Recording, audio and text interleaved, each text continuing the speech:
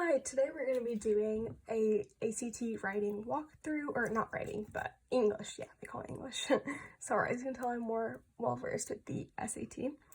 So, we have 5 practice questions provided by ACT, because they're a little stingier than the SAT with giving free practice materials, so we're just going to walk through them real quick. Also, the formatting is kind of oddly printed because the questions don't hold side by side, but we'll work through it. Okay. They're also not numbered, but we got this area, so I'm guessing this is the first question. Okay. A group with buckets, shovels, and nets waiting by the back door. Hip waders hanging in the closet. Okay, so as we can see, the style here is the semicolons, like tide charts covering the refrigerator door, and microscope. Okay, so I think it's gonna be no change because the verbiage matches, like covering, waiting, hanging, and then the semicolon. So I'm gonna say no change. Number 2, I'm guessing this would be number 2. Okay, we're just gonna number 1, 2, 3, 4, 5. Okay. And a microscope was sitting on the kitchen table. I think this is gonna be, it would just be just sitting because look, the verbiage is waiting, hanging, covering, so it wouldn't be lifting, it would just be sitting to be parallelism. Okay. Number 3. Having studied, my mother is a marine biologist, so we wouldn't need having studied because that doesn't sound right. It would just be my mother is a marine biologist.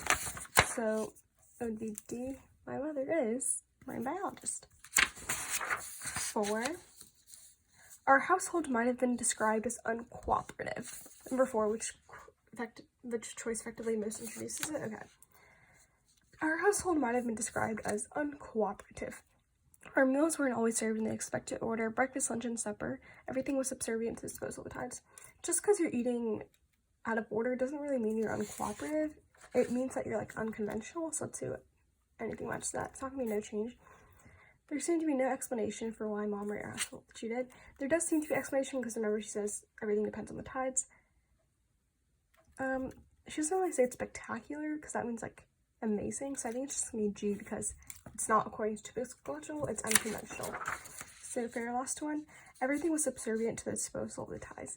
To be subservient means like, it's like more used in the manner of like if you're a slave or a servant and like you have a master. I don't think they're really using that manner, so it's more like it depends on the tides. It wouldn't be no change. Was defenseless in the face of, well, it's not like they're like bowing down to the tides, they're just like depending on them.